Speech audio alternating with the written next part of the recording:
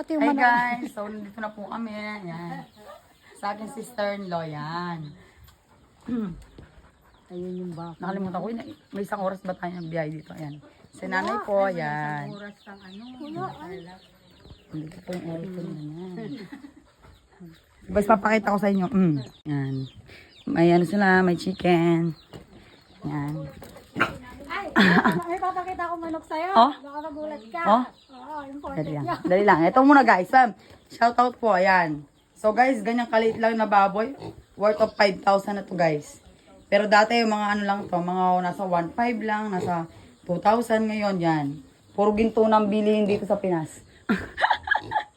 Yan. Hi!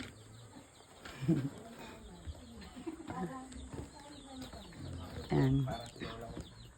So ito yung area nila. Yan. Gustong gusto kong pupunta sa mga ganitong ano yan.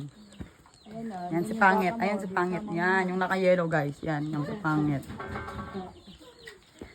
Ayun yung baka niya. Andun daw ang ating Baka. ayun. Saan? Ayun yung Saan? ayun yung nasa ilalim. Punta ka dito, makita mo yan. Burdagol! Ay, Burdagol ang pangalan yan. manok pala yan. Ala ko pabo. Ha? Wow ah. Kala ko guys pabo. Yung pala manok pala to. Wait lang nga. Huwag mong kakainin. Yan. Ito guys. Anong klaseng aso to? Diyan? Belgian. Yan, Belgian. Pero takot sa akin. Pangalan nitong manok nito, Takot sa akin yung aso. Brahman. Brahman, mahal yan. Oh, Alam mo, 15,000 yan. Oh. Isang ganyan. guys, ano?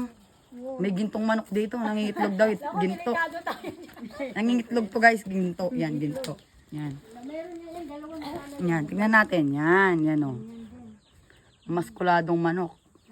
Wow, maskuladong chicken. Yan. Tingnan mo guys, napakalaki na. Kita nyo, tingnan nyo yung bibi guys. Ayan o, yung bibi. Yan o, tingnan nyo. Ayan yung bibi o, tapos yung chicken. Pag ito guys, ano ba to lalaki, babae?